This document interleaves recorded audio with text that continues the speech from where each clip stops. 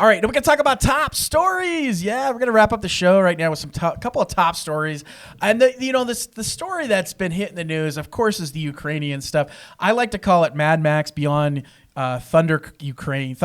All right, Mad Max Beyond Thunder Crane, man. That's my title. And when I do threat briefings every week for our employees, and I insert photos of Mad Max, and the headlines are just unreal. So the thing that's crazy right now is, United States, CISA, the cyber security agency here, is warning about state-sponsored attacks. The FBI is warning about state-sponsored attacks, all from Russia against our critical infrastructure. Does this sound familiar? Like Groundhog Day? Right? Oh, yeah, definitely. Yeah, this happened last year. Well, they were back again talking about Russian state-sponsored attacks on our critical infrastructure. And a lot of this is tied back to this Ukrainian situation. And they're calling it ransomware diplomacy. Ransomware diplomacy. More on that in just a minute.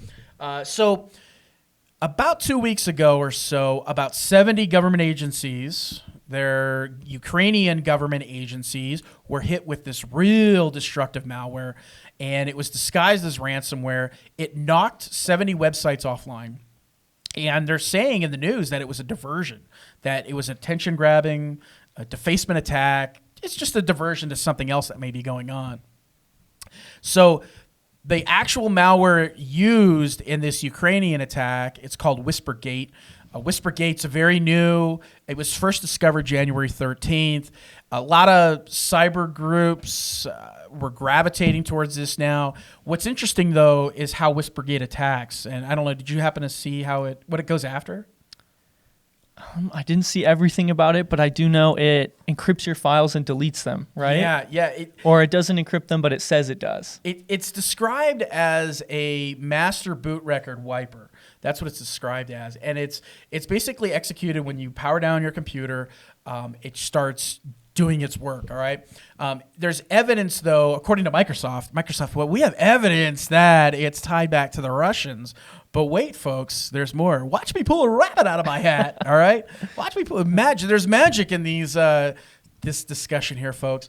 The Ukrainian government did their own deep dive into it, and Ukrainian government says, no. It was not Russia. It was actually, the website attacks it's a false flag.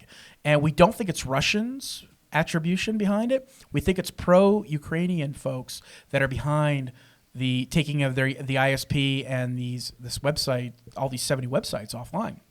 So that's the latest as the world burns over in Mad Max Thunder Crane. But the story gets a little crazy from there, and we would be wrong if we didn't talk about the arrest of these Revil ransomware affiliates. And I don't know, have you seen anything on the news about this?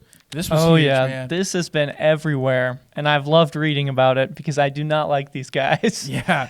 I think it was 14 members of Revil and over 20 properties were raided. Whew. And the Russian news put out a video of a bunch of the raids where the police are knocking down doors and lifting up mattresses, and there's tons of cash underneath. Dog and pony show. Bags of cash. It's like an episode of Cops, you know? It's the Russian version of the TV show Cops. I know a husband and wife couple. They got popped in this thing.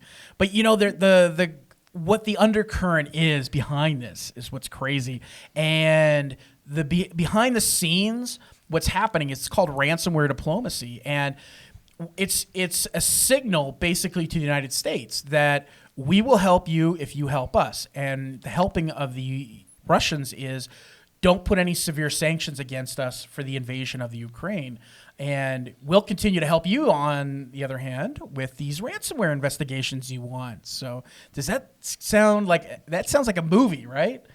Oh, yeah. It's such an interesting trade. And while I'm glad to see that these guys are arrested, it's a really interesting thing to follow, and we'll see where it goes. Yeah, it's going to be fascinating, guys. And as this happens, there's a lot of cyber intelligence experts out there making commentary on this.